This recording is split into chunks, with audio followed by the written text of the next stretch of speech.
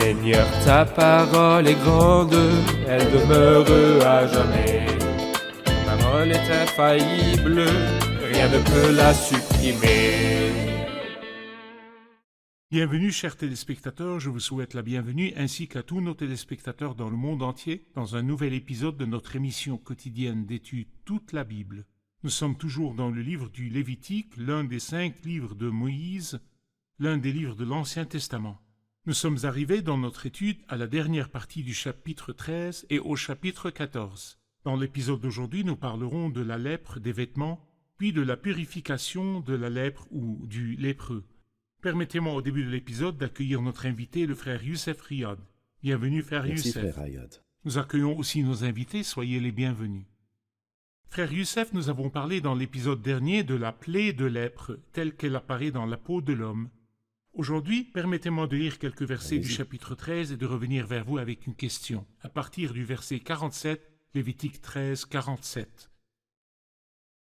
Lorsqu'il y aura sur un vêtement une plaie de lèpre, qu'il s'agisse d'un vêtement de laine ou de lin, d'une chaîne ou d'une trame de lin ou de laine, d'une peau ou d'un objet en cuir, et que la plaie sera verdâtre ou rougeâtre sur le vêtement ou sur la peau, dans la chaîne ou la trame, ou sur n'importe quel objet en cuir, c'est une plaie de lèpre, et on la montrera au prêtre.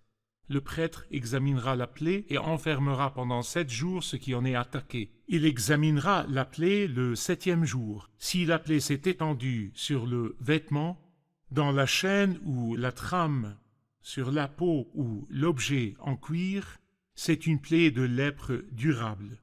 L'objet est impur.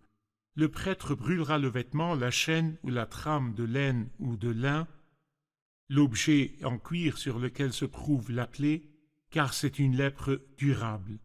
On brûlera l'objet au feu.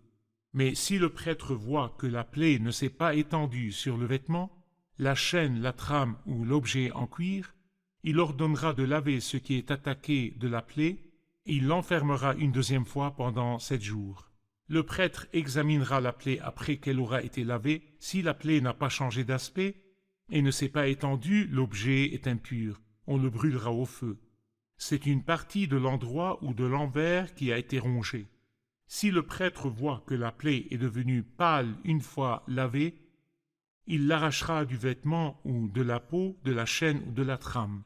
Si elle paraît encore sur le vêtement, la chaîne, la trame ou l'objet en cuir, c'est une éruption de lèpre. On brûlera au feu ce qui est attaqué de la plaie. Le vêtement, la chaîne, la trame ou l'objet en cuir qui a été lavé et d'où la plaie a disparu, sera lavé une 2e fois, et il sera pur. Telle est la loi sur la plaie de la lèpre lorsqu'elle attaque les vêtements de laine ou de lin, la chaîne ou la trame ou n'importe quel objet en cuir. C'est d'après cette loi qu'on les déclarera purs ou impurs. Des détails sur lesquels les gens pourraient s'arrêter et dire « À quoi servent tous ces détails ?» Mais le fait de dire qu'il y a une lèpre sur le vêtement, la lèpre des vêtements, quelles en sont les implications spirituelles? Eh bien, en fait, le vêtement nous renseigne sur les qualités visibles ou les habitudes. Et très souvent, le peuple de Dieu fait des choses qui ne glorifient pas Dieu.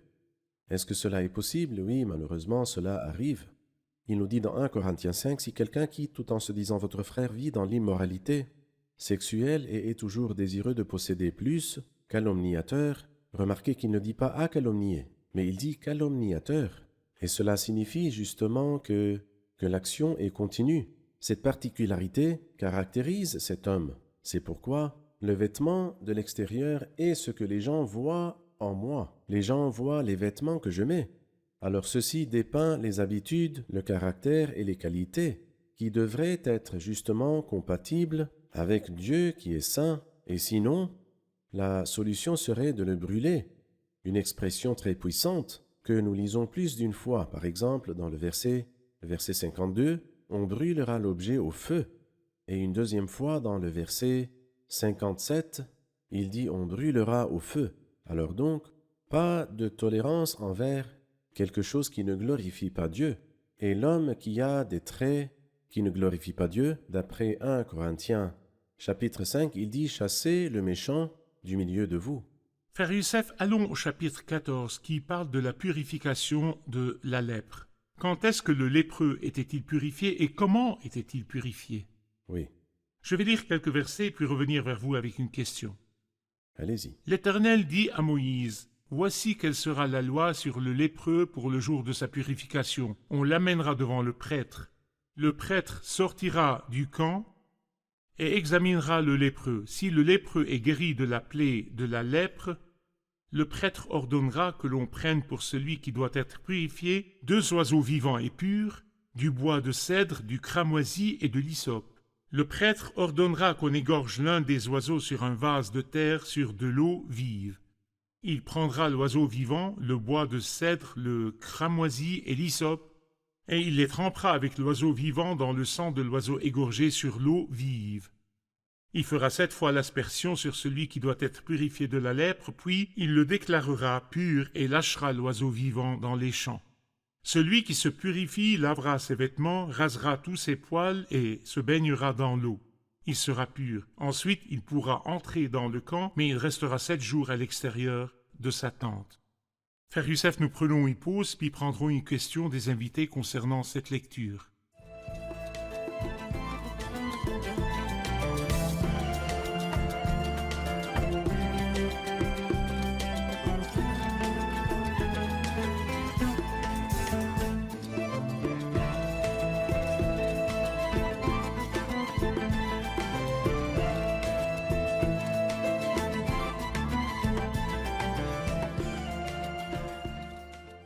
Chapitre 14, verset 3. Le prêtre sortira du camp et examinera le lépreux. Si le lépreux est guéri de la plaie de la lèpre, le prêtre ordonnera que l'on prenne pour celui qui doit être purifié 2 oiseaux vivants et purs. Pourquoi le prêtre sortait-il du camp et le lépreux n'entrait-il pas dans le camp? À vous, frère Youssef. Le lépreux ne pouvait pas entrer, il n'était pas autorisé à entrer. Pas avant que le prêtre ne certifie qu'il a été guéri et purifié de sa lèpre. Et jusqu'à ce moment, sa tente sera à l'extérieur du camp, il habitera seul, et toute personne qui s'approchait de lui devait crier « Impur, impur ». La sortie du prêtre du camp Oui, nous rappelle une chose complètement différente. Qui est sorti du camp? Et pourquoi est-il sorti du camp? À vous. en fait, dans les versets 1 à 9, je vois les 3 personnes de la Trinité. Les 3 ont un rôle dans le processus de purification. Par exemple, dans les versets 1 et 2, nous voyons la grâce de Dieu. Oui, Il ne nous dit pas qui a causé la purification du lépreux. oui, Et la vérité est que personne ne peut purifier le lépreux sauf un seul qui est Dieu. parfait. Donc là, la grâce de Dieu a rejoint un pauvre et misérable être humain, un lépreux qui habitait seul. Les vêtements déchirés, la barbe couverte, la tête nue, et il criait « Impur, impur » à tous ceux qui l'approchaient. C'est l'œuvre de Dieu dans sa grâce souveraine.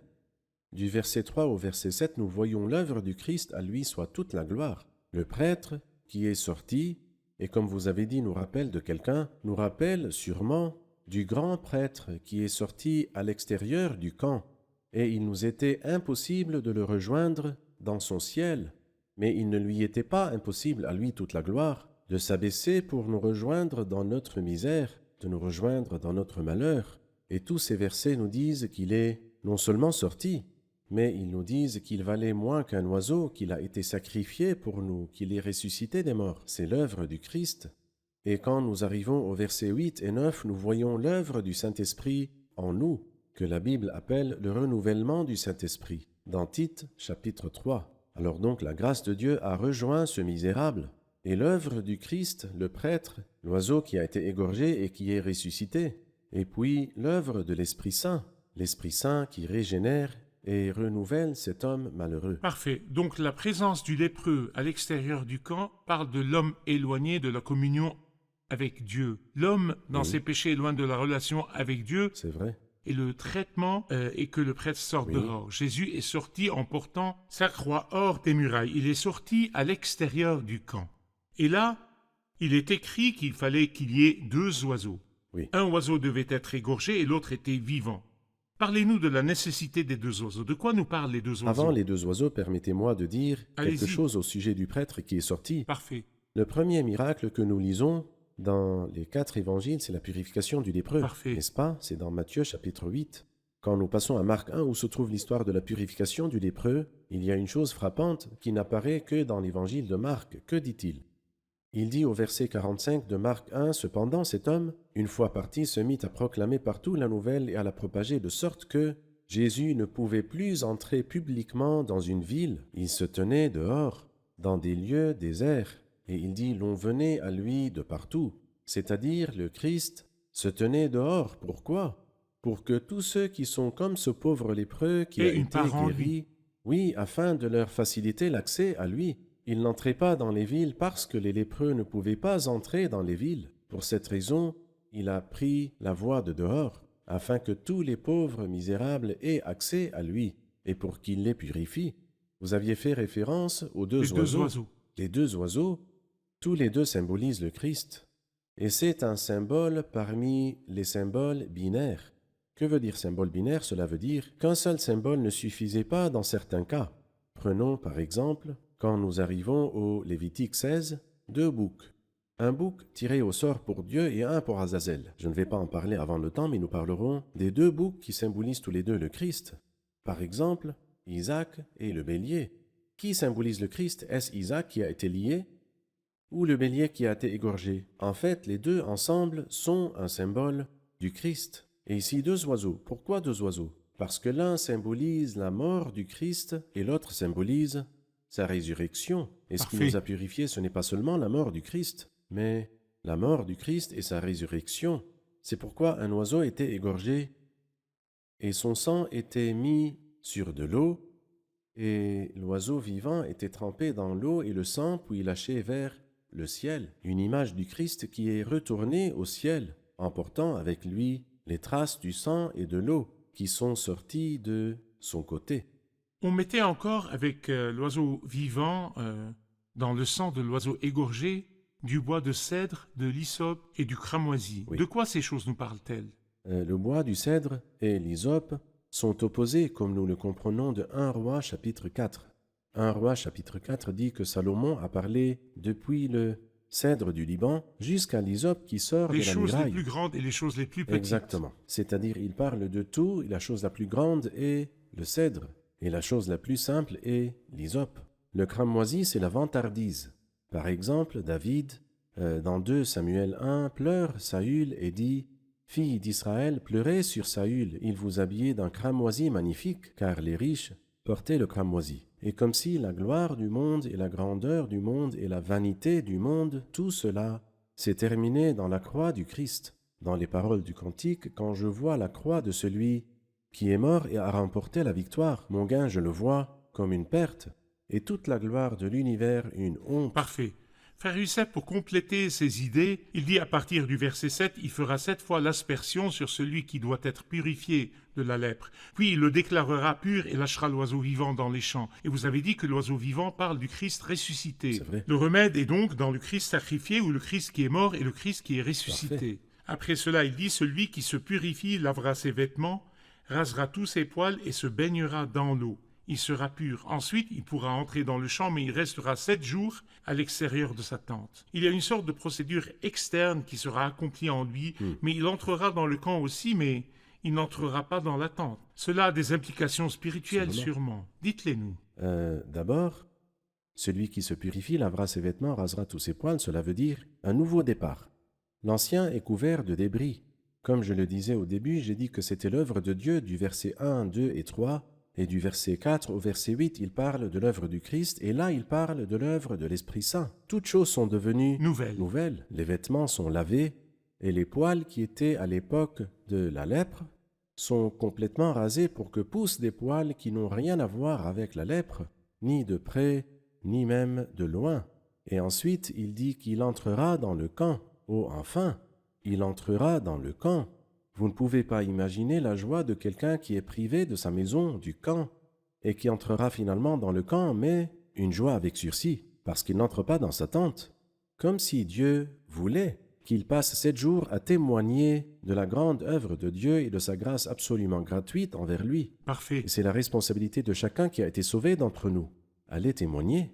Le démoniaque, quand Dieu l'a guéri de la misère et du malheur où il se trouvait, Jésus lui dit, raconte tout ce que le Seigneur a fait pour toi, comment il a eu pitié de toi. Ici, 7 jours, il n'entrera pas dans sa tente. Où ira-t-il? Il ira chez un tel un moment et un autre moment Il chez sera un un autre. spectacle pour les gens, un Exactement, il boit du témoignage. thé ici et là, mais il leur racontera.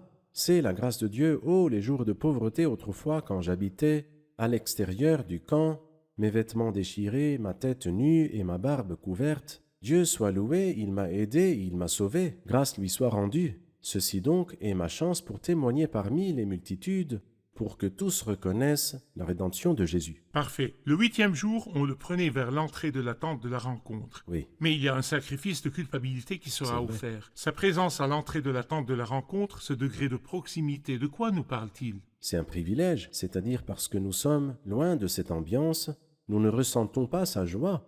Son rythme cardiaque s'accélère en allant vers le Seigneur pour être en relation avec lui et offrir un sacrifice. Et le 8e jour qui parle justement d'un nouveau départ, si quelqu'un est en Christ, il est une nouvelle créature, les choses anciennes sont passées. En fait, c'est une joie très similaire à la joie du pécheur le jour où il connaît le Christ, dont le chantre a dit « Le jour où je t'ai connu était un jour de fête, j'ai gagné en dignité et en chance. » Merci, frère Youssef. Nous prenons une pause, puis reviendrons pour une question.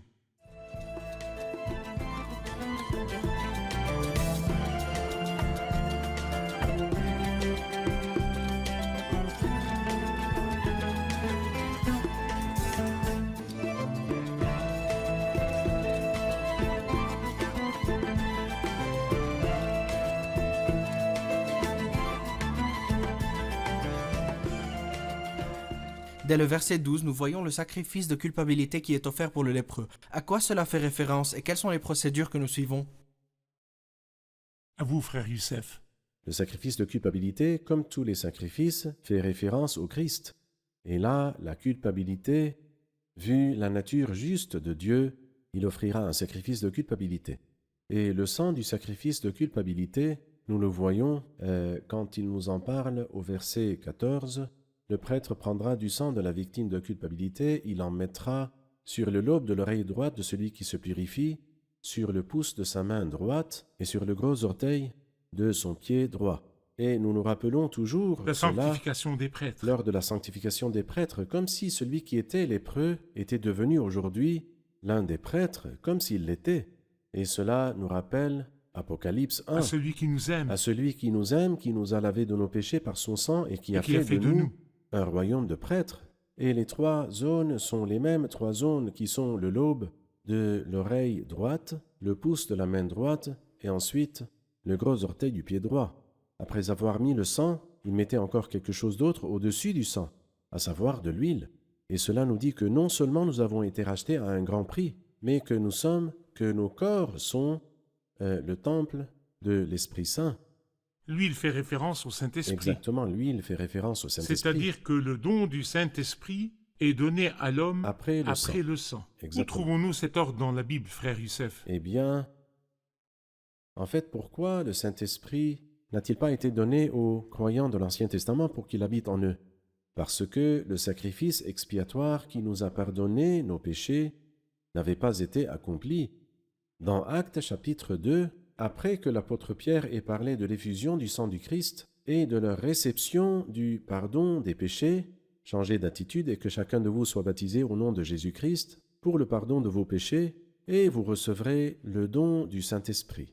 Quelqu'un se base sur 2 scènes dans la Bible. La première scène, le baptême du Christ par Jean, quand Oui, le Christ a été baptisé et le Saint-Esprit descendit sur Oui. lui, et la lie à Jean 3, naître d'eau et d'esprit. Il dit, le baptême chrétien, l'enfant est baptisé dans l'eau du baptême et reçoit le don du Saint-Esprit. Le Saint-Esprit descend, donc dans les eaux du baptême. D'après l'enseignement de la Bible, quand est-ce que le Saint-Esprit habite-t-il dans l'homme? en fait, nous trouvons le contraire de cela dans la parole de Dieu. Premièrement, le baptême ne nous parle pas de la naissance. Parfait. Où trouvons-nous un lien entre la naissance et le baptême? Où? En réalité, le baptême est une image de l'enterrement et non pas de la naissance. Parfait. Vous avez été enseveli avec lui par le baptême pour mourir. Et la Bible ne nous dit pas à moins d'être baptisé d'eau, mais il dit à moins de naître d'eau. Et ce qu'on entend par l'eau ici, c'est la parole de Dieu. conformément à sa volonté, il nous a donné la vie Par la par parole. la parole de vérité. C'est-à-dire Jean 3, ce n'est pas le Ça n'a baptême. rien à voir avec le baptême, c'est la parole de Dieu. Et si c'était le baptême, alors pourquoi le Seigneur a-t-il réprimandé Nicodème en lui disant « Tu es l'enseignant d'Israël et tu ne sais pas cela ?» Puisqu'il est l'enseignant d'Israël, d'où saura-t-il le Parfait, baptême? parfait. La deuxième chose est que le don du Saint-Esprit n'a rien à voir avec le baptême, parce qu'il y a ceux qui ont reçu le don du Saint-Esprit sans même avoir été baptisés. Où l'on trouve cela? Dans Acte 10. Oui. Corneille, en écoutant le message de Pierre, le Saint-Esprit descendit sur tous ceux qui écoutaient la parole. Et donc Pierre dit aux hommes qui étaient avec lui, après les avoir entendus parler en langue et célébrer la grandeur de Dieu, il dit, peut-on refuser l'eau du baptême à ceux qui ont reçu le Saint-Esprit, tout comme nous, et il ordonna de les baptiser Parfait. d'eau. Donc ça n'a absolument rien à voir. Avec le baptême du Christ par Jean, ce n'est pas le baptême chrétien. Exactement. C'est quelque chose qui Juif. appartient au Christ et le Saint-Esprit descendit sur le Christ Exactement. seul, pas sur Qu'est-ce ceux que qui Jean étaient le Baptiste baptisés. a à voir avec le baptême chrétien? Parle-t-il de la mort et de la résurrection du Donc Christ? l'ordre est que l'homme se lave d'abord par le sang du Christ, Oui, le sang d'abord, puis il reçoit le Saint-Esprit, ou le Parfait. Saint-Esprit habite en Parfait. lui. En lui, vous avez cru, vous avez été marqué du de Saint-Esprit. l'empreinte du Saint-Esprit qui Parfait. avait été promis. C'est ce que nous voyons là dans celui qui a été Oui. purifié de la lèpre. Le sang d'abord, puis Au-dessus de le lui, Saint-Esprit. exactement. Que voyez-vous dans l'habitation, ou laissez-moi dire le signe du Saint-Esprit sur le lobe de l'oreille, sur le pouce de la main droite et sur le gros orteil du pied droit? eh bien, si je sais que le sang dit « j'ai été racheté à un grand prix », le Saint-Esprit me dirigera dans la bonne direction. Que devrais-je faire de mon oreille? Il n'y a pas de voix que j'aime écouter autant que la voix du berger, et les brebis écoutent sa voix. Je ne veux rien faire que pour la gloire du Christ. Je ne veux aller nulle part que pour la gloire du Christ. Qui est celui qui me domine? Celui qui me domine ici, c'est l'Esprit Saint assimilé ici à l'huile. Parfait. Il nous dit au verset 17, « Il mettra de l'huile qui lui reste dans la main, sur le lobe de l'oreille droite de celui qui se purifie, sur le pouce de sa main droite et sur le gros orteil de son pied droit, par-dessus le sang de la victime de culpabilité. » Parfait. Le prêtre mettra ce qui lui reste d'huile dans la main, sur la tête de celui qui se purifie, afin de faire l'expiation pour lui devant l'Éternel. L'huile est non seulement sur le lobe de l'oreille, ni sur le pouce, ni sur le gros orteil du pied, mais encore sur sa tête. De quoi cela nous parle-t-il? Il nous parle de l'onction. Et en fait, ce qui était oint dans l'Ancien Testament était le roi et le prêtre. Et nous avons lu dans Apocalypse chapitre 1, versets 5 et 6, « Jésus-Christ qui nous aime, Qui nous a lavés. qui nous a lavés, nous étions impurs, nous avions besoin d'être lavés, qui nous a lavés de nos péchés par son sang et qui a fait de nous Un royaume de prêtres. » Alors le prêtre était oint, et voilà que le lépreux est oint, et le roi était oint, et voilà que le lépreux est oint. Et nous étions par nature des lépreux, impurs, mais que Dieu soit remercié, lui qui a accompli à travers lui-même la purification de nos péchés, permettant ainsi au Saint-Esprit d'habiter en nous. Nous avons été oints. Notre nom est devenu chrétien, car nous avons une onction du Saint. Parfait. Si la lèpre était juste une maladie, cet homme aurait eu besoin d'un médecin. Oui, Mais celui-ci avait besoin d'un prêtre. oui, Et le prêtre, c'est la relation de l'homme avec Dieu. Nombreux sont ceux qui disent maintenant que certains péchés sont des maladies. L'homosexualité, les déviations sexuelles, ils trouvent des excuses pour les gens sous prétexte que ce sont des maladies qui ont besoin d'un médecin. Et ils peuvent aller chez certains médecins et faire certains traitements. Mais en fait, que dit la Bible de certains de ces péchés? Comment la Bible les a-t-elle classés? Et ont-ils besoin d'un médecin ou d'un sauveur et du sang du Christ? En fait, surtout l'homosexualité dont vous avez parlé, eh bien, lorsque nous arrivons au chapitre 18 et que ceux qui sont pressés lisent ce chapitre-là, vous trouverez alors qu'il est dit que c'est un péché odieux dont l'auteur sera jugé d'un horrible jugement. Dieu ne tolère pas cela à tel point que pour le péché de Sodome et Gomorrhe, Dieu n'a pas attendu que la faute des Amoréens soit à son comble, mais il leur a fait ce que nous appelons un jugement urgent. C'est vrai. Il a réduit en cendres Sodome et Gomorrhe et les villes voisines qui se sont livrées à l'immoralité sexuelle et à des relations contre nature. Alors les gens qui ne respectent pas la Bible ni ne respectent Dieu regretteront cela. Lorsqu'ils disent des choses contraires à ce qui est écrit dans la Bible, ils se tiendront avec ceux qui les ont suivis devant le juge, qui les jugera avec justice, et avec rien d'autre que la justice. La Bible a classé surtout dans Romains 1 ces comportements honteux comme impiété, l'impiété des gens. Ce sont impiété. Donc des péchés qui n'ont pas besoin d'un médecin, mais d'un sauveur, C'est et vrai. le salut est par le sang du Christ vrai. seul. Frère Youssef, nous nous rappelons que dans le Nouveau Testament, le Christ a rencontré des lépreux. Oui, Et vous avez dit qu'il était à l'extérieur du camp, là où se trouvent ces malheureux. Un lépreux a été purifié et le Seigneur lui a dit de présenter l'offrande prescrite pour la purification afin que cela leur serve de témoignage. Nous voulons connaître cette situation où le Christ était présent dans cette scène et il était la cause de la purification du lépreux. Pourquoi fallait-il qu'il présente une offrande afin que cela leur serve de témoignage? en fait, il est à noter que la loi ne donne pas de purification, n'est-ce pas? La loi n'a pas de pouvoir de purifier, mais le Christ l'a. Le Christ a touché le lépreux et le Christ n'a pas été souillé, mais c'est le lépreux qui a été purifié. Parfait. Il y a donc une différence entre le Christ et la loi. Une autre différence est que la loi demande un sacrifice. Le Christ l'a présenté, C'est vrai. c'est-à-dire il vous donne non seulement la purification, mais même le sacrifice, bien qu'il soit simple, 2 oiseaux, et puis un agneau. Mais même cela, le Christ vous en a exempté, lorsqu'il s'est abaissé lui-même et que sa valeur devint inférieure à celle des oiseaux. Les renards ont des tanières, et les oiseaux du ciel ont des nids, mais le Fils de l'homme n'a pas un endroit où il puisse reposer la tête. Il est mort et ressuscité.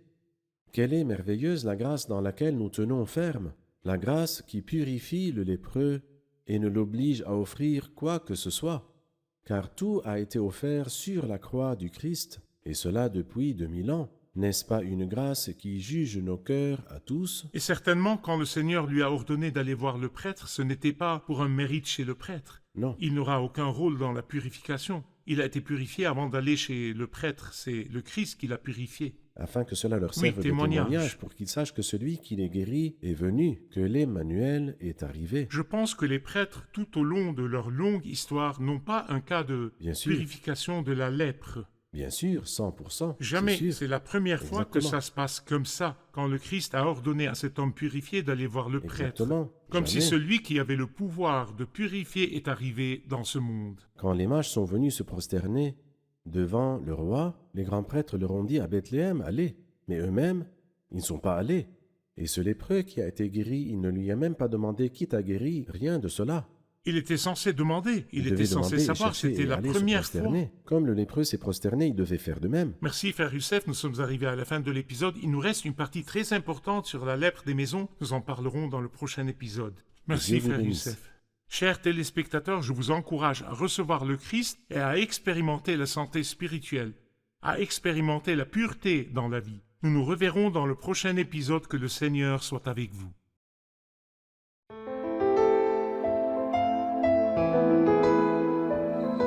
Seigneur, ta parole est grande, elle demeure à jamais. Ta parole est infaillible, rien ne peut la supprimer.